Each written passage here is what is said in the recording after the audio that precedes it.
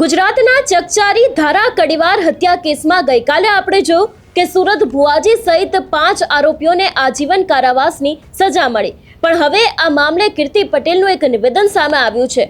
શું છે આખો આ મામલો, કીર્તિ પટેલે શું કહ્યું છે તેની વાત આ વિડીયોમાં। નમસ્કાર, હું હંસિની અને તમે જોઈ રહ્યા છો નિર્ભય ન્યૂઝ।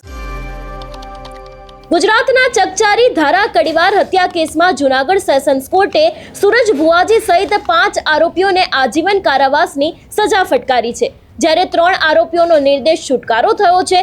સોશિયલ મીડિયા પર એક્ટિવ રહેતી 22 વર્ષીય ધારા કડીવાર સુરજ ભુવાજીના સંપર્કમાં આવી હતી।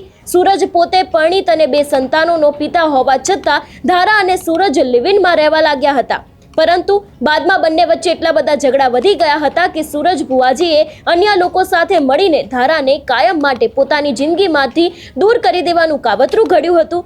2 પ્લાન તૈયાર કર્યા હતા। પ્લાન મુજબ આરોપીઓએ જૂન 2022માં ધારાને લઈને અમદાવાદ આવવા નીકળ્યા હતા અને અમદાવાદ રાજકોટ હાઈવે પર ચોટીલા નજીક સુરજ ભુવાજીની વાડીએ ધારાને લઈ ગયા હતા, જ્યાં ગળે ટૂપ્પો આપીને હત્યા નિપજાવીને લાશને સળગાવી નાખવામાં આવી હતી। જો કે આ વાત અહીંથી અટકી ન હતી। આ હત્યાનો ભેદ ક્યારેય પણ ખુલે તે માટે ફિલ્મી સ્ટોરીને ટક્કર મારે એવો પ્લાન ઘડવામાં આવ્યો હતો।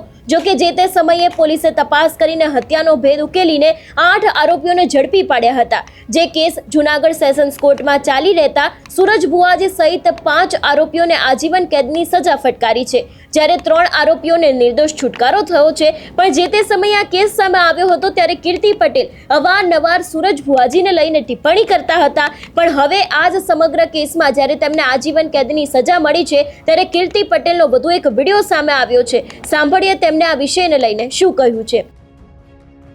આજે ધારાને ન્યાય મળ્યો છે અને ધારાને જેને મારી નાખી હતી ને એ ટોટલી જણાને આજીવન કેદની સજા થઈ છે।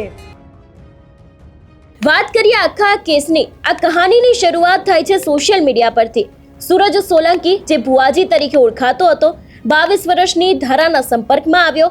સુરજ પોતે પરણિત હતો, તેના બાળકો પણ હતા, છતાં ધારા સાથે તેના સંબંધો એટલા આગળ વધ્યા હતા કે તેઓ જૂનાગઢમાં એક અલગ મકાન ભાડે રાખીને લિવ ઇન રિલેશનશિપમાં રહેવા લાગ્યા હતા, પરંતુ આ સંબંધ પ્રેમ કરતા અહંકાર અને ઝઘડાએથી વધુ ઘેરાયેલો હતો। ધારાના મોજ શોખ, પૈસાની માંગણીઓ અને સુરજનું તેના પરિવાર સાથે જોડાણ આ સંબંધમાં તિરાડ પાડતું ગયું।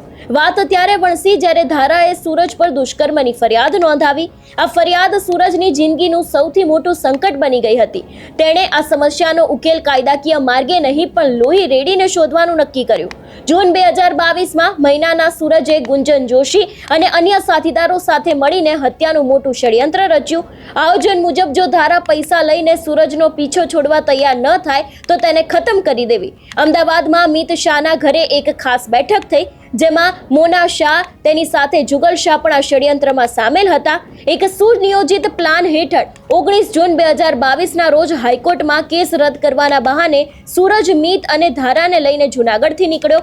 ધારાને જરાય ખ્યાલ નહોતો કે પોતાના મૃત્યુ તરફ તે જઈ રહી છે। ચોટીલા પાસે ભોજન લીધા બાદ અંધારામાં ગાડી એક અજાણી વાડી તરફ વળી। સુરજના ભાઈ યુવરાજ અને ગુંજન પહેલેથી જ ત્યાં હાજર હતા। જ્યારે ગુંજનને ધારાને ધમકાવીને સંબંધો તોડવા માટે કહ્યું હતું ત્યારે ધારાએ વિરોધ કર્યો અને બસ તે જ ક્ષણે પ્લાન બી એક્ટિવ થયો।